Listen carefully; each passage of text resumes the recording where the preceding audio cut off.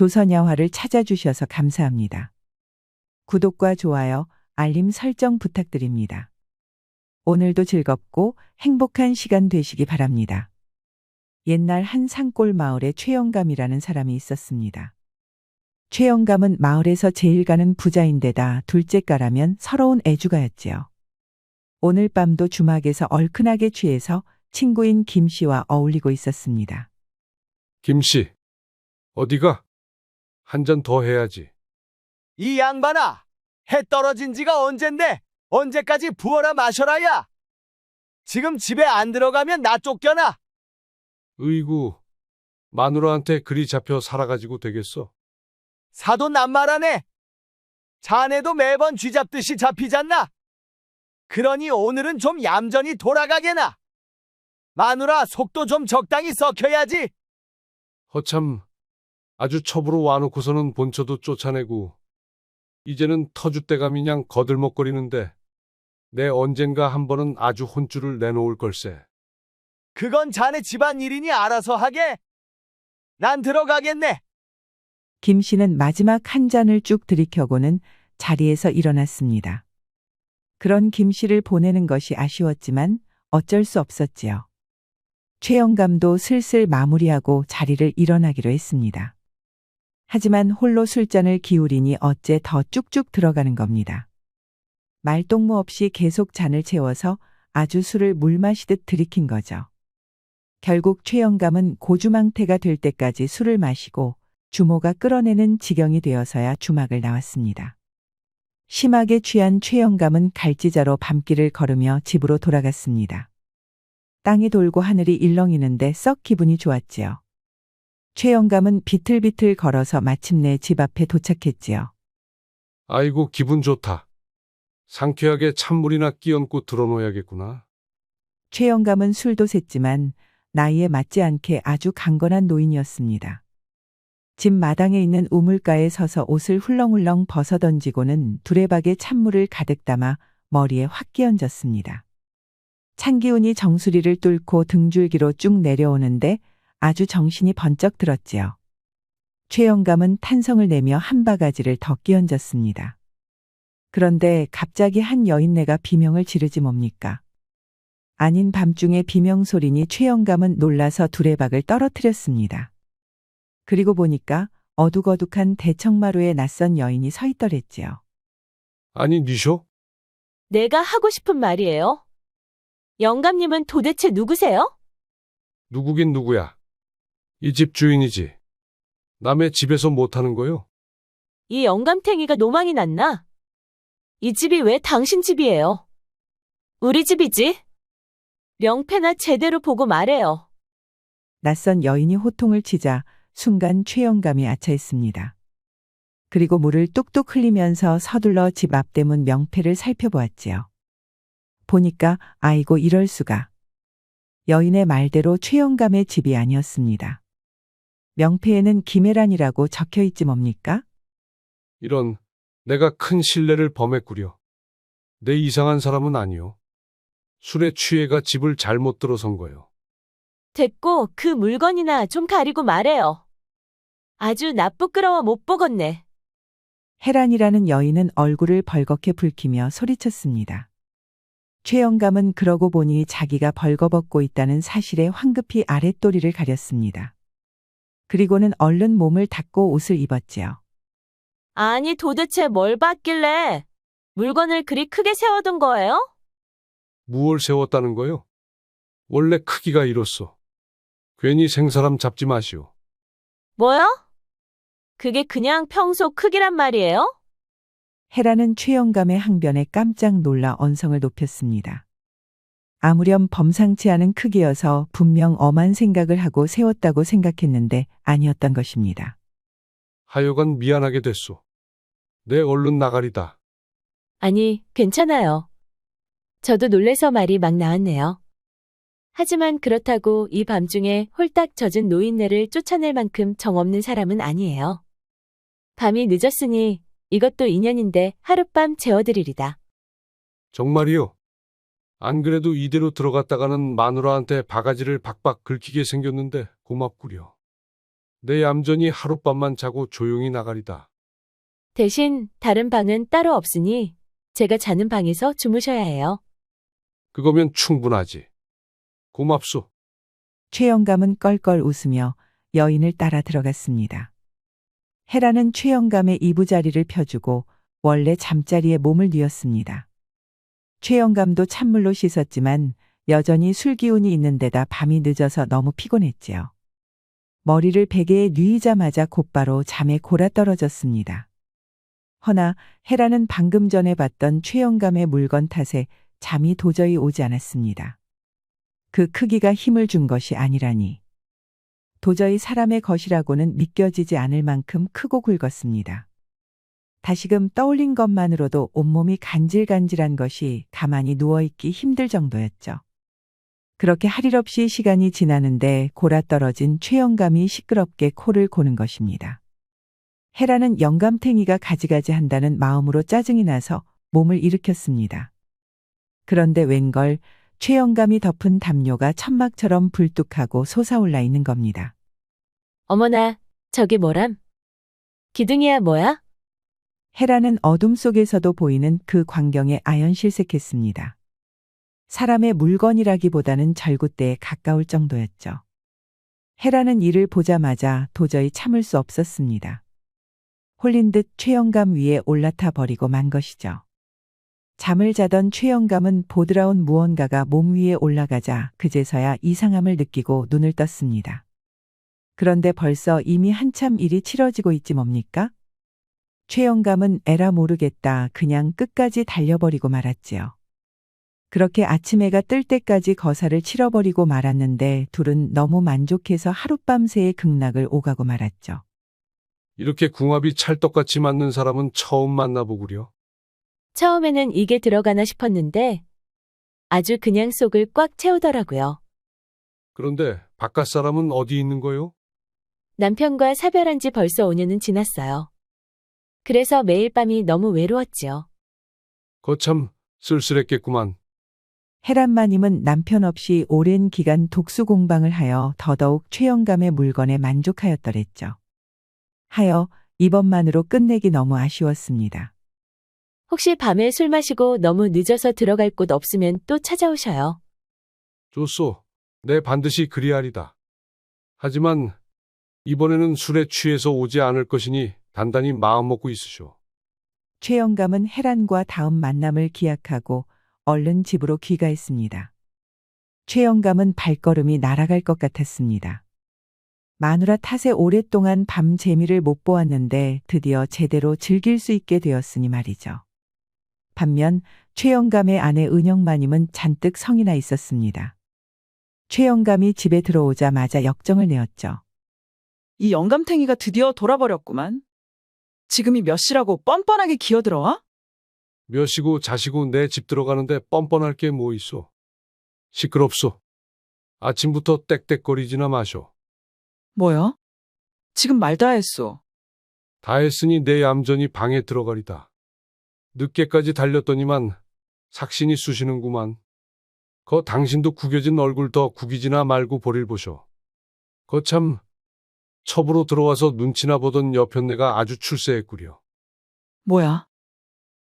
최영감은 그런 아내의 잔소리에 들은 척만 척하면서 방에 들어가 버렸습니다. 은영마님은 그런 최영감의 무심하고 무례한 태도에 꼭지가 돌아버렸지요. 헌데 어찌하겠습니까? 최영감의 말도 딱히 틀린 것은 없으니 말입니다. 사실 은영마님이 안달을 내는 것에도 다 이유는 있었습니다. 은영마님이 첩으로 들어와 본처를 쫓아낸 전적이 있었기 때문에 자기도 언제든지 역으로 그런 처지가 될 수 있다고 피해망상을 가지게 된 것이지요. 그 탓에 최영감의 바람기를 항상 경계했답니다.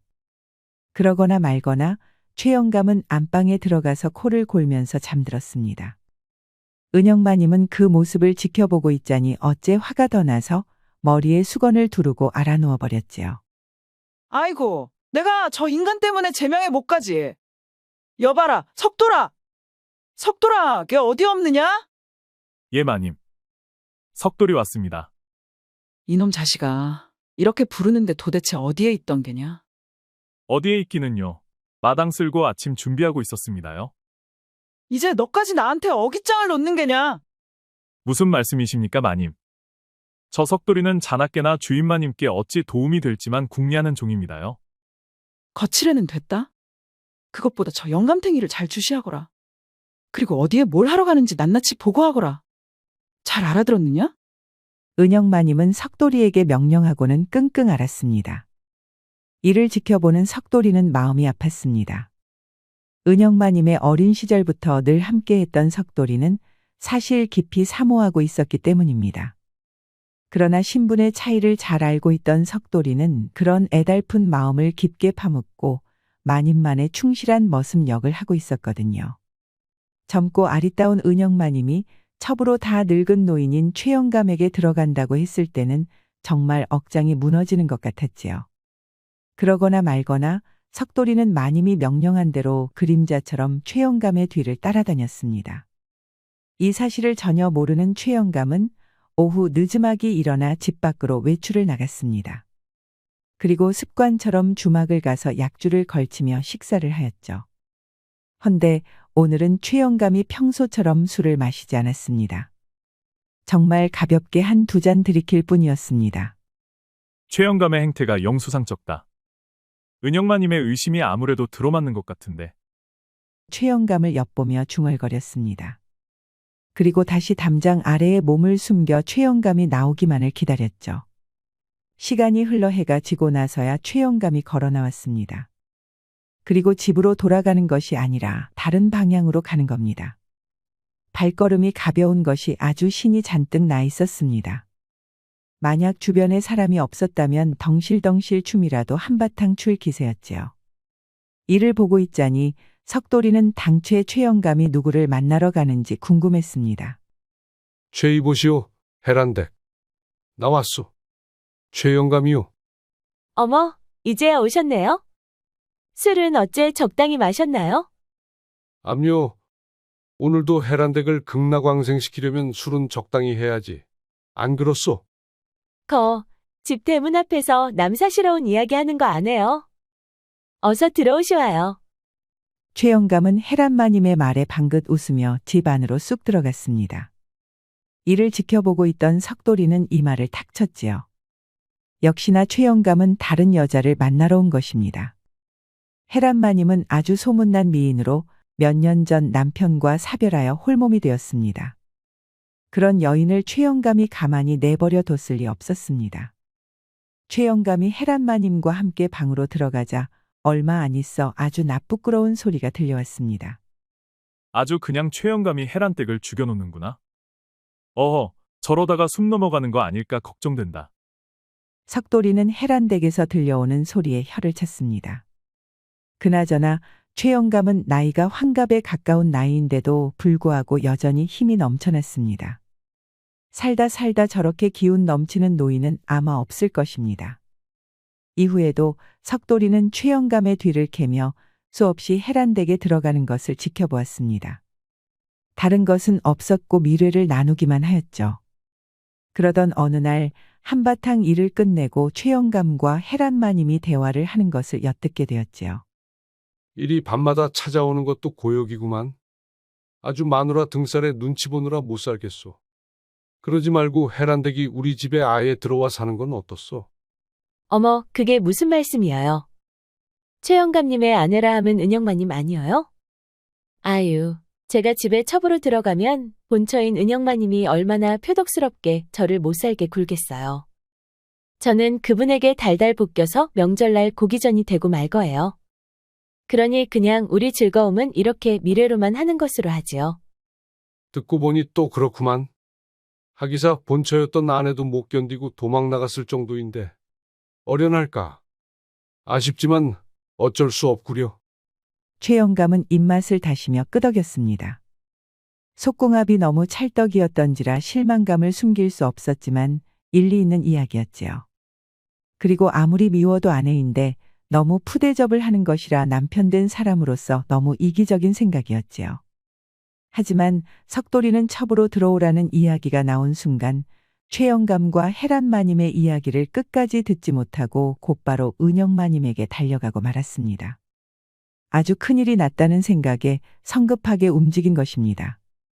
은영마님은 이 소리를 듣고 이마에 둘러맨 천을 바닥에 내팽겨치고 노발대발하였습니다. 뭐시여? 진정 그렇게 말하였다고?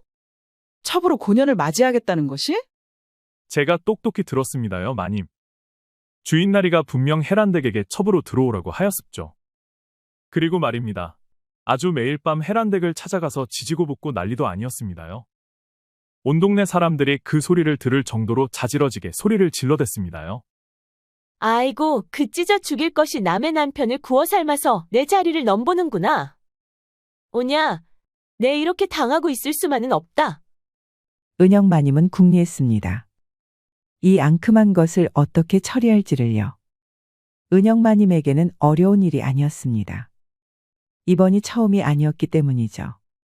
우선 이것들을 떼어놓아야겠구나. 이봐라, 석돌아. 가까운 시일에 일 하나 해줘야겠다. 저번처럼 말입니까? 그래. 밤중에 헤란댁 고년을 난짝 보쌈해가 그 산장에 가둬놓거라. 하오나 마님. 이는 자칫 잘못하다가는 아주 큰일이 납니다. 저번에도 살얼음판이었지 않습니까? 주인 나으리가 그냥 넘어갔으니망정이지 잘못하다가는 저나 마님이나 큰 공경에 처합니다요. 이놈아. 그러니까 다른 사람이 아니라 너를 시키는 것이지 않느냐. 내가 믿을 사람이 너 외에는 누가 있겠느냐. 은영마님의 말에 석돌이는 더 이상 말릴 수 없었습니다. 마음속 깊이 사모하는 마님이 이렇게 신뢰를 보내는데 어찌 그 믿음을 배신할 수 있겠습니까? 석돌이는 굳은 얼굴로 고개를 끄덕이고 물러났습니다. 그리고 헤란댁의 집 주변을 어슬렁거리며 늦은 밤이 될 때까지 기다렸습니다. 오늘은 최영감이 정기적으로 친구들과 술 모임을 하는 날이었기에 헤란댁을 찾아오지 않았습니다. 일을 처리하기에 아주 완벽한 밤이었죠. 그리고 달도 뜨지 않은 어두운 밤이 되자 석돌이는 검은 두건을 얼굴에 둘렀습니다. 능숙하게 담을 뛰어넘어 깊게 잠든 헤란마님이 있는 안방에 들어섰지요. 그리고 난짝 입에 수건으로 재갈을 물리고 큼지막한 포대자루를 뒤집어 씌웠습니다. 곤히 잠들어 있던 헤란마님은 마른 하늘의 날벼락을 맞은 셈이었죠. 결국 억센 석돌이의 손에 잡혀서 꼼짝도 못하고 보쌈당하고 말았습니다. 석돌이는 헤란마님을 포대자루에 담아서 깊은 산속에 있는 산장으로 향했습니다. 그리고 조심스럽게 헤란마님을 바닥에 내려놓고 입에 물린 재갈을 풀었습니다. 어차피 아무도 오지 않는 곳이어서 소리 질러봐야 소용없으다. 얌전히 있으면 애먼 짓은 하지 않을 테니 걱정 마시오. 도대체 왜 이러시는 거예요? 누구시죠? 알 것 없소. 제발 목숨만 살려주셔요. 그것은 내 소관이 아니오.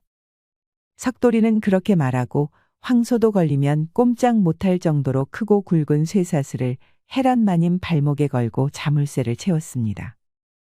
헤란마님은 조용히 눈물을 흘리며 침음했지요. 석돌이는 무뚝뚝한 사내였지만 그렇다고 감정이 없는 사내는 아니었습니다. 아리따운 여인네가 서글프게 소리 없이 울기 시작하자 아무래도 마음이 좋지 않았지요. 그래도 은영마님의 명령을 수행해야 하는 석돌이는 도망치듯 산장을 빠져나왔습니다. 그리고 곧 바로 집으로 돌아가 은영마님에게 일을 고하였습니다. 마님, 명령하신 대로 산장에 헤란댁을 가둬놓았습니다요. 오냐, 아주 잘했다. 그래, 내 너 없는 동안 그것을 어찌해야 할지 한참을 생각해 보았는데 아무래도 쥐도 새도 모르게 없애버리는 것이 후안에 문제가 없을 것 같다. 아니, 그게 도대체 무슨 말씀이십니까, 마님? 그것은 너무 많이 간 것 같습니다. 석돌이는 은영마님의 말에 화들짝 놀라 두 눈을 동그랗게 떴습니다. 사람의 목숨을 빼앗자는 말은 제 아무리 마님의 충실한 종인 석돌이라 할지라도 도저히 못할 짓이었거든요. 그러자 은영마님이 표독스럽게 눈을 치켜떴습니다. 난 아직도 이 집에서 쫓겨난 최영감의 본처인 수경이가 돌아오는 악몽을 꾼다. 이 세상 사람이 아니었다면 이런 걱정은 하지 않아도 될 테지. 고민거리는 하나면 족하다. 헤란댁을 굳이 살려두어서 내게 이점이 될 것이 있겠느냐. 석돌이는 은영마님의 태도에 정신이 아찔했습니다. 어린 시절 은영마님은 사람들에게 사랑받기를 원하는 소심하고 귀여운 소녀였습니다. 그랬던 여인이 이렇게 천륜을 저버릴 이야기를 하는 것이 믿겨지지 않았습니다. 석돌이는 뭐라 대답하지 못하고 조용히 고개를 떨구었습니다. 만약 지금 계속해서 은영마님의 말에 반대한다면 무슨 돌발 행동을 저지를지 몰랐기 때문입니다. 게다가 어쩌면 은영마님이 이 지경이 된 것은 무슨 부탁이든 들어주는 자신의 잘못일지도 모르겠다는 생각이 들었습니다. 석돌이는 자리에서 물러나고서도 한참을 멍하게 시간을 보냈습니다. 도무지 결심이 서지 않았기 때문입니다. 그렇지만 시간은 흐르고 은영마님은 언제 해란댁을 처리했느냐고 묻는 일이 잦아지자 석돌이는 어쩔 수 없이 참담한 마음으로 산장을 찾았습니다. 석돌이는 창백한 얼굴로 도끼를 들고 산장에 들어섰습니다. 이를 본 해란댁은 마침내 올 것이 왔구나 싶었지요. 미안하게 되었소. 그렇다면 가는 마당에 적어도 이유라도 알려주시지 않을래요? 해란마님은 마지막이라 생각하니 오히려 침착한 태도로 석돌이에게 물었습니다. 그러자 석돌이는 망설였지만 이내 입을 열었지요. 최영감의 아내인 은영마님의 명령이요. 그렇군요. 제가 첩으로 들어가서 최영감의 유산을 모두 빼앗을 것이라 생각한 건가요? 바로 맞았소. 은영마님이 아무래도 본처를 쫓아낸 첩 출신이다 보니 더더욱 그런 상황을 두려워하시오. 이해해달라고는 하지 않겠소. 다만 내가 당신에게 개인적인 감정이 있어서 이러는 것이 아니라고 알아주시오. 하지만 저는 이미 최영감의 제안을 거절했어요. 이 사실도 알고 계신가요? 정말이오! 거절했다고! 그래요. 저는 최영감의 재산 때문에 만난 것이 아니라 남편 없이 산세월의 외로움에 사무쳐서 만나게 된 것이에요. 게다가 저는 평화롭게 사는 은영마님을 괴롭힐 마음은 추호도 없었어요. 석돌이는 해란마님의 고백에 당황했습니다. 그러면 해란마님을 죽일 필요가 전혀 없는 것입니다.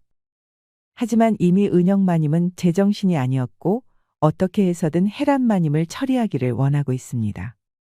셋내는 은영마님을 위해서라면 목숨도 내어줄 수 있어.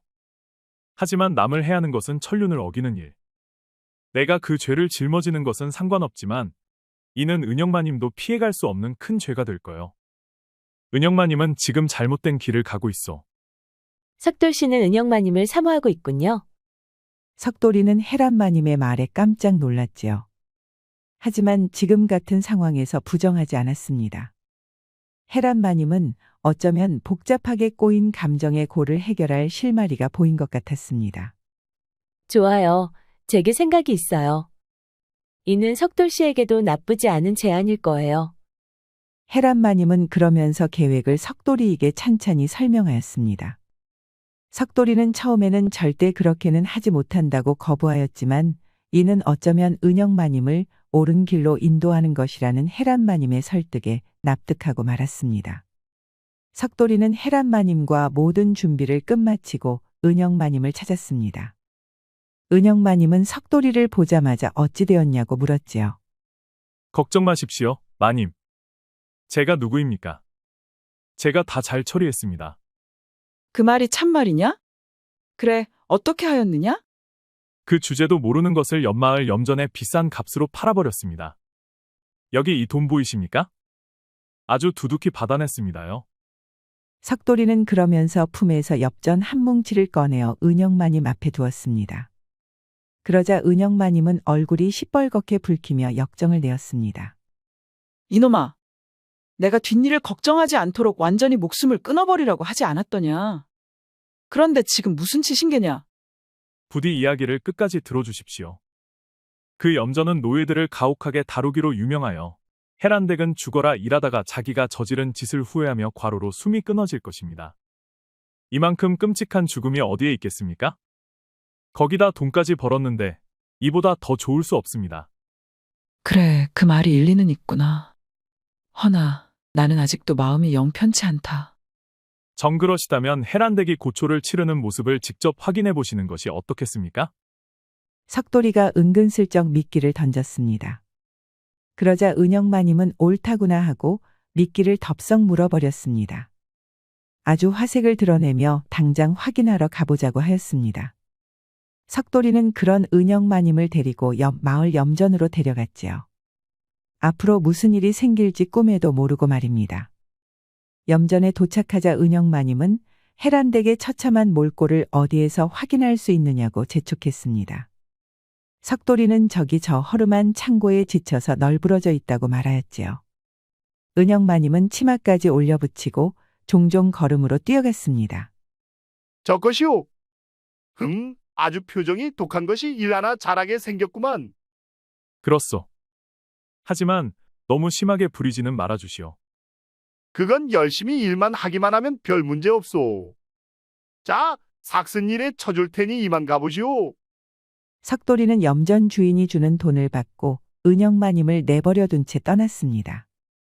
은영마님은 해란댁이 있는 창고로 들어갔다가 꼼짝없이 갇히고 말았습니다. 그렇습니다. 해란댁과 석돌이는 은영마님을 함정에 빠뜨려서 도리어 염전에 팔아버린 것입니다. 석돌이는 그러고 마을에 돌아가니 이미 해란마님은 최영감과 만나 눈물의 해우를 하였습니다. 석돌이는 그런 해란마님에게 무릎을 꿇었습니다. 은영마님은 이제 염전에서 죽어라 일을 하고 있을 것입니다. 그러면서 지금까지 자기가 저지른 죄를 되새기며 정신을 차리겠지요. 아주 잘해주었어요. 염전 주인에게 내가 몇 푼 더 쥐어주었으니 아마 심하게는 대하지 않을 거예요. 자, 그러면 이 돈 받으셔요. 감사합니다, 마님. 석돌이는 해란마님이 준 돈을 부여잡으며 눈물을 흘렸습니다. 아주 복잡한 심정이었습니다. 사랑하는 은영마님을 염전에 넘긴 이유는 그동안 저지른 죄에 대한 벌을 받아 정신을 차리시길 바라는 마음에서였습니다. 그럼에도 불구하고 사랑하는 마님을 그런 공경에 처하게 한 것이 마음 아팠습니다. 그렇게 석돌이는 한 달여의 시간이 지난 후 다시 염전을 찾았습니다. 은영마님은 아주 거짓골이 되어서 염전에서 중노동을 하고 있었습니다. 처음에 은영마님은 자신이 배신당했다는 것을 알고 크나큰 분노로 이성을 잃었지요. 하지만 염전 주인의 모진 채찍질과 노동에 이러한 모든 것이 인과응보라는 것을 깨닫고 자신의 죄를 깊이 반성하였답니다. 마님, 이제 자신이 얼마나 큰 죄를 저질렀는지 깨우쳤습니까? 그래, 석돌아. 내가 나를 위한 마음으로 이러한 일을 했다는 것을 잘 알았다. 나는 이 염전에서 평생 중노동을 하다가 죽어야 하는 죄인이다. 이제 속이 좀 풀리느냐? 속이 풀리기는요, 마님. 저는 마님을 염전에 팔아넘기고 나서부터 단 하루도 편한 날이 없었습니다. 이제 충분히 벌을 받으셨으니 저와 함께 돌아갑시다. 석돌이가 그렇게 말하자 은영마님은 회한과 뉘우침의 눈물을 흘리며 석돌이의 품에 안겼습니다. 자신을 진정 뜻깊게 생각해준 석돌이가 너무나도 고마웠기 때문입니다. 그렇게 석돌이는 은영마님을 데리고 다른 마을로 가서 새 삶을 시작했습니다. 해란마님도 최영감과 새 살림을 차리고 알콩달콩 깨를 볶으며 살았지요. 두 남녀는 결국 서로의 마음을 재확인하게 되었고 행복을 찾을 수 있었답니다. 옛말에 상궁지조라는 말이 있습니다. 한 번 화살에 맞은 새는 구부러진 나무만 보아도 놀란다는 뜻으로 한 번 혼이 난 일로 늘 의심과 두려운 마음을 품는 것을 이르는 것을 뜻합니다. 은영마님은 자신이 저지른 일에 재발이 저려 못된 일을 하려다가 도리어 크게 화를 입었습니다. 우리 모두 은영마님과 같은 실수를 저지르지 말아야겠습니다. 우리 이야기가 여러분들에게 조금이나마 재미를 선사할 수 있기를 바랍니다. 다른 재미있는 영상도 많으니 즐겁게 봐주세요. 그럼 여러분 모두 행복하고 즐거운 시간 되세요.